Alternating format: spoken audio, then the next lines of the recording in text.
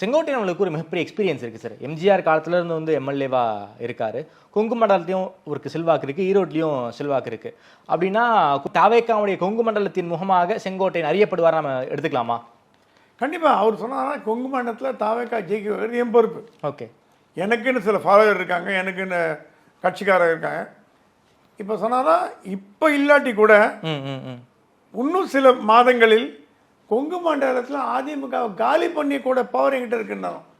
எப்படி சார் அது சொன்னாலும் இல்லை சார், எடப்பாடிக்கு எதிராக எடப்பாடி கொங்கு மண்டலம், எஸ்பி வேலுமணி கொங்கு மண்டலம், தங்கமணி கொங்கு. அதிமுகவில் இருக்கும்போது அதெல்லாம் ஒன்றுமே பண்ண முடியும், எடப்பாடி ஒன்றுமே பண்ண முடியலையே. இல்லை, இவர் என்ன சொன்னாலும் நான் வந்து கொங்கு மண்டலத்திலேருந்து அதிமுகவை காலி பண்ணுறது கூட நான் உங்களுக்கு உதவிகரமாக இருப்பேன். ஏன்னா அவர் என்ன பிளான் பண்ண பார்க்குறார், டிவிகே வர்சஸ் ஏடிஎம்கே அப்படின்னு கொண்டு போகலாமான்னு ஒரு ஐடியாவில் இருக்கார். Okay, at least TVK versus ADMK கூட விட்டுருங்க, டிவிகே வர்சஸ் எடப்பாடி, ஓகே, அந்த ரூட்ல போறார். அதாவது தன்னுடைய பர்சனல் வெஞ்சன்ஸ் வந்து விஜய் மூலமா தீர்த்துக்க பார்க்குறாரு. ஏன்னா செங்கோட்டையனால இனிமே ஓபிஎஸ், டிடிவி, சசிகலாவோட வியாபாரம் பண்ண முடியாது.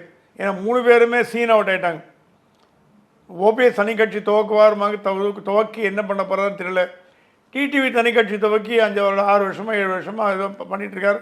தனியாக அவரை மாற்றிக்கிறார், டிஸ்ட்ரக்டிவ் ஃபோர்ஸாக இருக்கார். இன்னும் அவரே ஆர்கே நகரில் தோற்று போயிட்டார். ஸோ அந்த கட்சியும் சாதாரணமாக இருக்குது. ஸோ இப்படி சசிகலா வந்து அரசியல் இல்லை, அதே நேரத்தில் அரசியல் இருக்காங்க, டூர் பயணம் பண்ணுறாங்க, அப்படி உள்ளே வெளியே மாதிரி இருக்காங்க. இவங்களை நம்பி எத்தனை நாளைக்கு செங்கோட்டையன் தன் அரசியல் பயணத்தை துவக்க முடியும், கட்சியை துவக்க முடியும்? ஒன்று ஏடிஎம்கே, இல்லை டிஎம்கே. ஏடிஎம்கே கதவு மூடியாச்சு.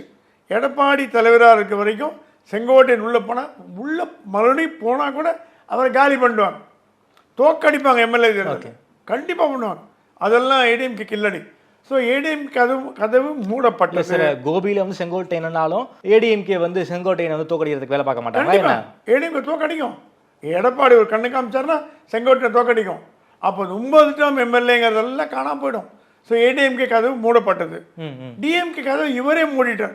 அவங்க ரெடி திறந்து வச்சுட்டு இருந்தாங்க, இவர் வேணாலும் மூடிட்டார். மனோஜ் பாண்டியன் மாதிரி போயிருந்திருக்கலாம், மனோஜ் பாண்டியன் மாதிரி போயிருக்கலாம். அவருக்கு முக்கியமான பதவி கொடுத்துருப்பாங்க, மந்திரி பதவி கொடுத்துருப்பாங்க, கொங்கு மண்டல அவருக்கு முக்கியமான லீடராக கொடுத்துருப்பாங்க. செங்கோட்டையனை ஸ்டாலின் மதிக்கிறார்.